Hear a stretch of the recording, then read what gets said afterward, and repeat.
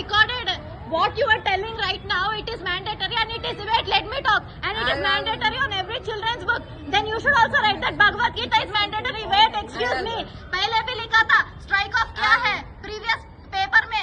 I am not going to leave this. నేను మొత్తం వినియోగిస్తా. It is not mandatory for. It is not mandatory for us. Get every diary, each and every diary. Yes. Anything like that? No. Then Actually, teacher. రాయడమే తప్పు. రాయొద్దు. ఎందుకు రాస్తారు? ఎందుకు రాస్తారు? By mistake ఎట్లా రాస్తారు? బుర్ర ఉండి కావాలని బై మిస్టేక్ ఎట్లా రాస్తారు? it's your. నా పేరు సుప్రియా గౌడ్.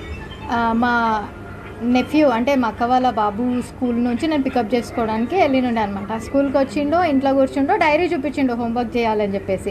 డైరీ చూపిస్తే ఇక్కడ ఏదో రాస్తుందని చూపిస్తే చూస్తే రీడ్ 1,2 కల్మా, ఇంకా రీడ్ ఫతే అని చెప్పేసి కొన్ని ఉన్నాయన్నమాట డైరీలో. నాకు అర్థమైతలే అసలు ఒక అబ్బాయికి 6 ఇయర్స్ బాబు, 2nd క్లాస్ బాబుకి ఈ ప్రాక్టీసెస్ అంది ఎందుకు చేపిస్తున్నారు మీరు?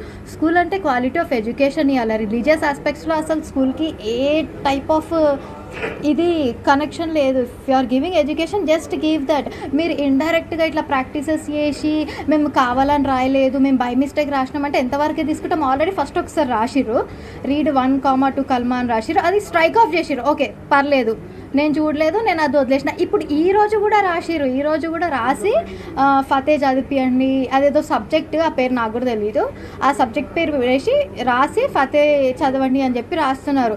అసలు వాడి ఏజ్ ఏంది, వాడి రిలీజన్ ఏంది అంటే అదొక టైప్ ఆఫ్ బ్రెయిన్ వాష్ లాగానే ఫీల్ అయినా. నేను వెళ్ళి అడిగితే ఆ స్కూల్ ప్రిన్సిపల్ ఏమని చెప్తుంది, ఇది ఒక రిలీజియస్ ప్రాక్టీస్, ఇది అందరు స్టూడెంట్స్కి మ్యాండేటరీ అని చెప్తుంది. అట్లా mandatory? You are literally forcing things to write. అసలు యాక్చువల్లీ ఇక్కడ చూడండి, ఇక్కడ రాసింది రీడ్ ఇగో డేట్, ఈరోజుదే డేట్, ఇది ఈరోజుదే ఇక్కడ రాసింది. మళ్ళీ నేను మొత్తం డైరీ మొత్తం చెక్ చేస్తే మళ్ళీ నాకు ఇది ఒకటి కనిపించింది. ఇది ఆల్రెడీ స్ట్రైక్ ఆఫ్ అయిపోయింది. రీడ్ 1,2 కల్మా అని చెప్పేసి ఇట్లా ఇంకా ఎంతమంది పిల్లల బుక్స్లో రాసినారో తెలియదు. ఓకే మీరు అంటారేమో అదొక సబ్జెక్ట్, వీళ్ళకి ఆ సబ్జెక్ట్ ఉంది అంటే ఆ సబ్జెక్ట్ ఏ పిల్లలు అయితే తీసుకున్నారో ఆ పిల్లలందరినీ డైరీ సపరేట్ పెట్టి ఇవ్వండి, వీళ్ళ డైరీ సపరేట్ పెట్టి ఇవ్వండి. ఇక్కడ క్లియర్గా లియాన్స్ కృష్ణ అని పేరు కనిపిస్తుంది.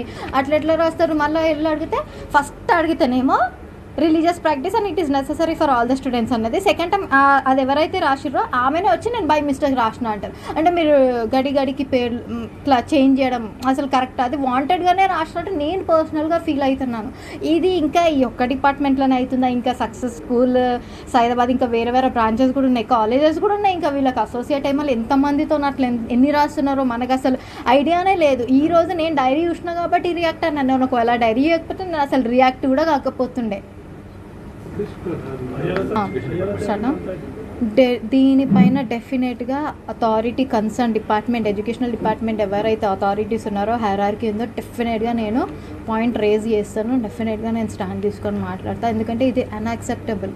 కొంతమంది పేరెంట్స్ ఏమనుకుంటారు, అది కూడా ఒక సబ్జెక్ట్, అది కూడా చదివించాలేమని అది కూడా చదివించడం స్టార్ట్ చేస్తారు. When it is not part of their life, then ఎందుకు? ఇది ఒక టైప్ ఆఫ్ బ్రెయిన్ వాష్, ఇది ఒక టైప్ ఆఫ్ ఫోర్స్ చేస్తున్నట్టు. ఇది ఇండైరెక్ట్ యాక్ట్, ఇది ఇండైరెక్ట్గా ఇంపాక్ట్ అవుతుంది ఎవరికైనా.